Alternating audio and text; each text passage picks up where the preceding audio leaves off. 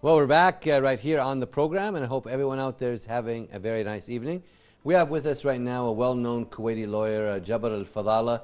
Welcome to our program, Jabr. Pleasure for having me here. Nice to have you with us once again, and we have some questions for you this evening. So, what specific laws and constitution provisions in Kuwait guarantees gender equality, please, Jabr? So, gender equality is granted by the Kuwaiti Constitution, especially in Article 7 and 8 and 29, which set the rules of equal opportunity for both gender, male and female, and the liberty of all citizens, which guarantees that every citizen in Kuwait, whether their religion or their beliefs or even their gender, they all have the same equal opportunities. So how have Kuwaiti courts interpreted and applied these laws in cases related to women's rights? In many occasions, actually, but the most two famous cases here in Kuwait, especially in Kuwait Constitutional Court. It happened in 2005-2006 after the declare of women political right, and also the case of wearing the necessity or not of wearing a woman hijab to be a part of the parliament. In both judgment, the Kuwaiti Constitutional Court has set their ruling that both in the same two cases, both men and women are equally, and in the same time the regulation of Islamic, according to the women rights, it's with the main principles only. Therefore, women have the same right and like the men here in Kuwait, so they can be employed in the parliament or by elected to the parliament, and even in the public jobs. Great to hear that. So what legal measures has Kuwait implemented to ensure women's participation in political life, including the right to vote and hold public office? So in 1994, there is a convention called CEDAW. It's based on the United Charter. It's a convention of elimination any discrimination against women, all form of discrimination against women.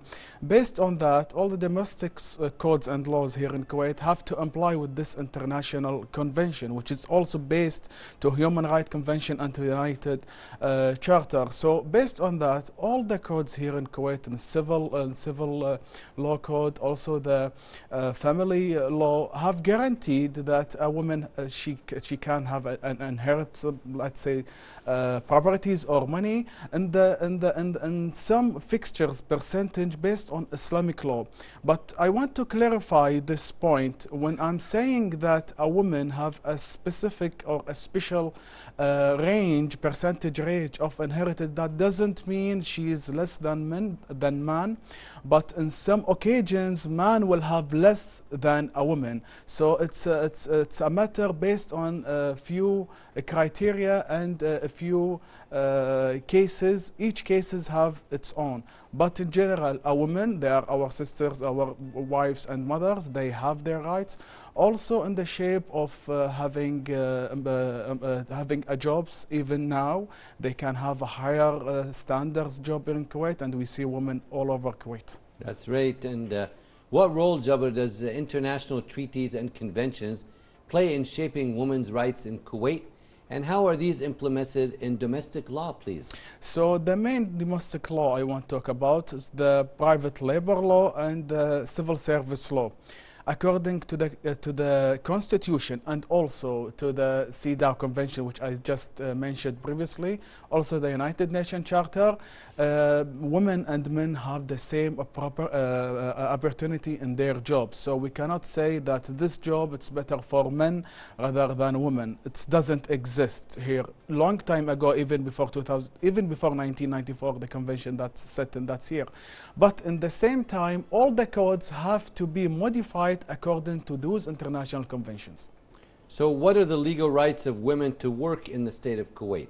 So they have all the right, plus they have some special rights according to the civil service law and also private sector employment law.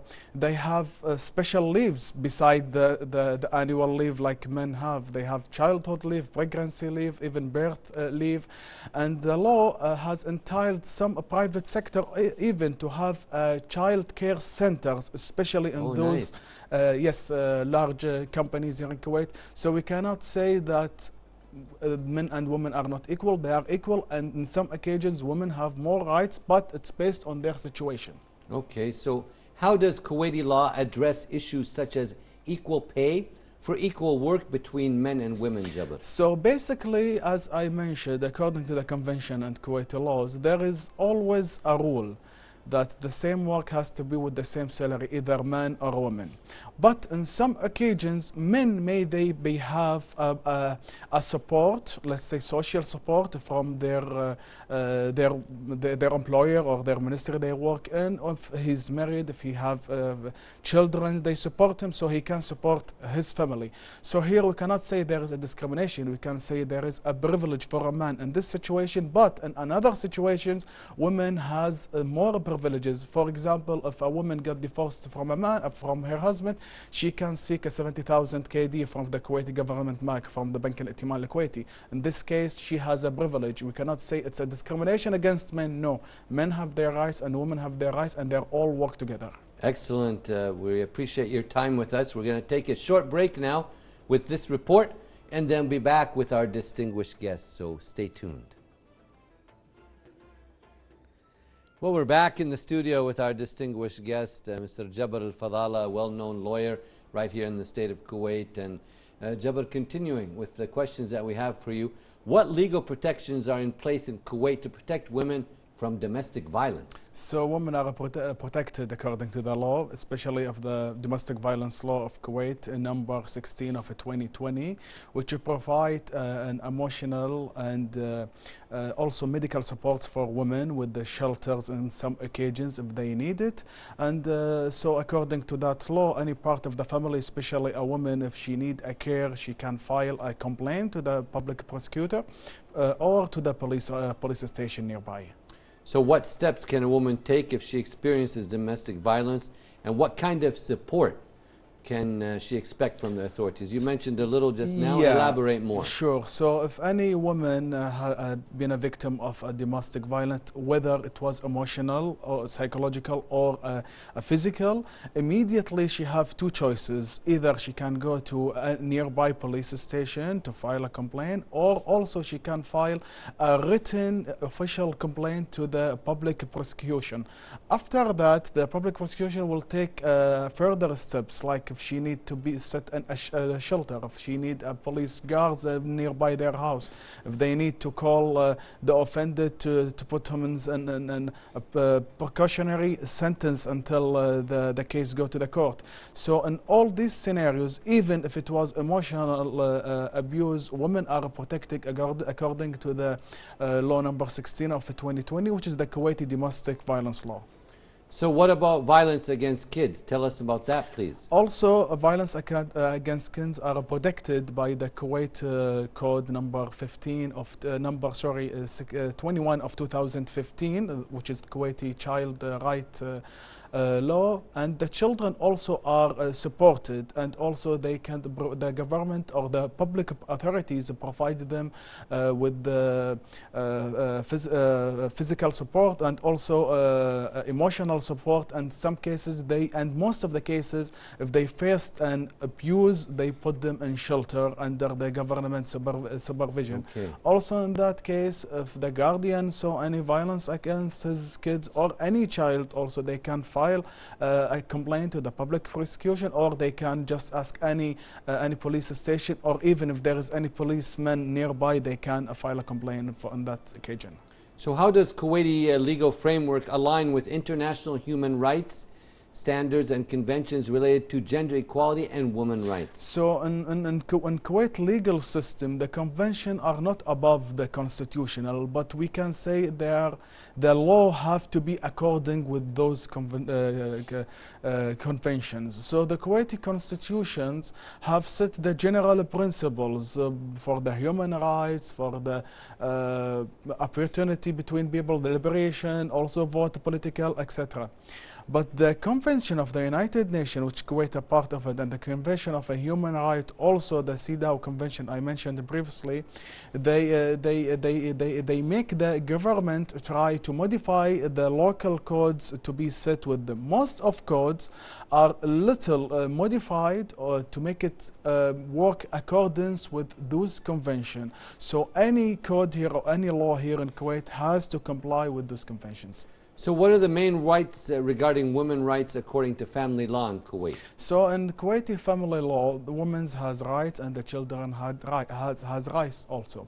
According to specifically talking about women's rights, they have the guarantee of the childhood, the custody of the child, the marital support, food, house, sometimes also domestic worker, and sometimes driver and a car. All of that are rights to the woman. If she have a children, and if she doesn't have a children, she can have after a divorce, if there is any separation between them, unfortunately not to have our community be safe, they can, she can ask for compensation from her husband. But all of those compensations are right. There are more than 9 compensation and right or support to the woman from her husband. It have to be under the control and supervision between by the family court. So the judge have to see how much the husband could pay or support. Based on that, he can set the margin of payment so that any father has to pay for his children. So also the children, they have also the support, financial support also for their schools. If they are in public and private schools, the father has to pay for that. So those all according to the Kuwaiti family law, which are according to Islamic Sharia and also to the general principles of human rights.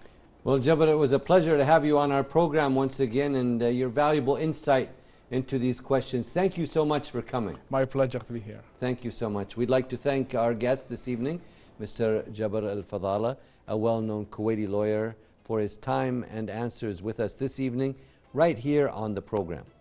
Right now, we're going to move on to another one of our amazing reports this evening, so stay tuned.